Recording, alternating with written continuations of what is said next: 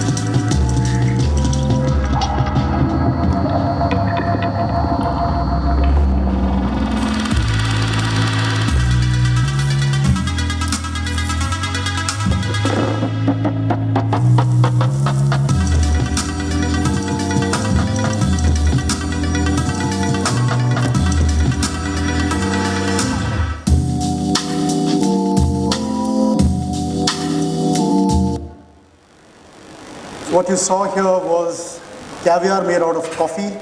That's molecular gastronomy. We start with pictures of food. Food porn is what it's called today. Instagrams, clicking pictures. We're all so obsessed with it now. This is an artist who's done food of various kinds, cut into 1 centimeter by 1 centimeter cube, and presented it as an artwork. So food has gone beyond just filling our stomachs now. It's gone and touched our senses, and food all across the world today is actually touching all senses, and that's what I plan to do. To cover some of that aspect of molecular gastronomy, of Enid Blyton's, of Roald Dahl, of Charlie and the Chocolate Factory, and 3D printed food in today's talk. So, yeah, pastries like a Rubik's Cube, a platter of sushi. Colors is where it starts from.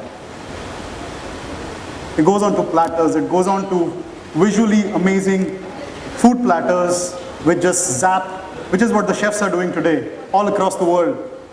Idea is to make you feel hungry right after this. We're all going to move out. So this is what deconstructed food is. This is a whole sort of a dinner table where the dessert is placed without plates or anything, and people eat off the table itself. So it's deconstructed desserts put out like an entire design.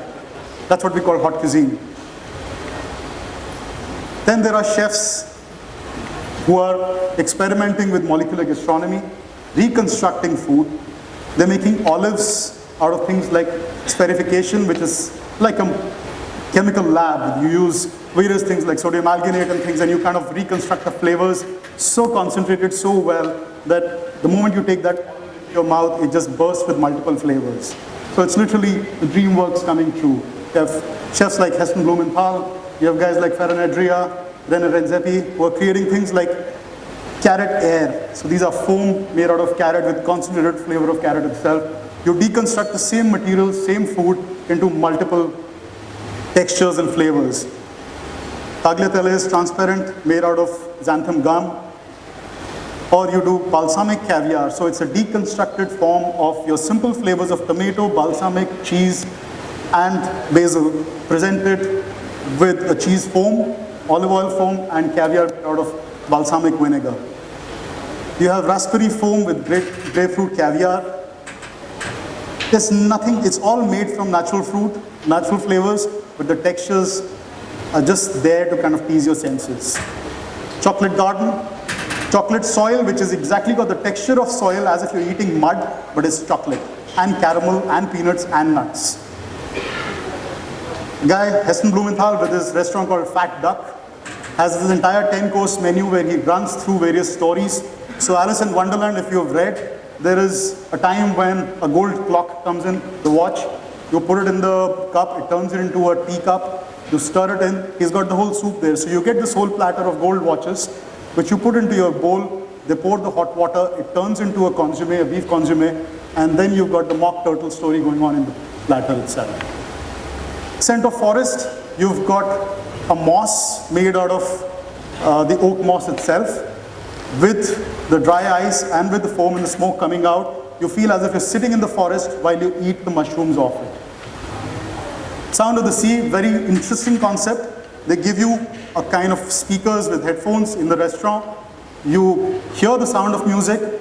You get the texture of sand, which is edible sand. You get the foam of the sea, and you've got various fresh seafood presented right there to you. So it just zaps all your senses.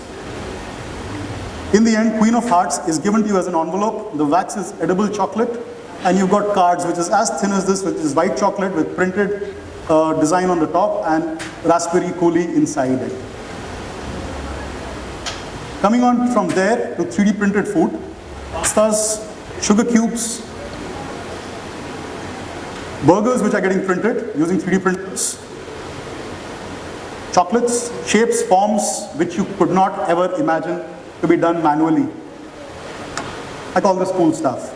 Something which is a concept, which is an entire garden, edible garden, which is grown out of 3D printer itself. The printer prints all the nutrients. It's rebuilding of food, where you leave it for 3 days, the seeds grow the mushrooms and the plants within itself, and you eat the whole thing. It's already being done. Yeah. Yes.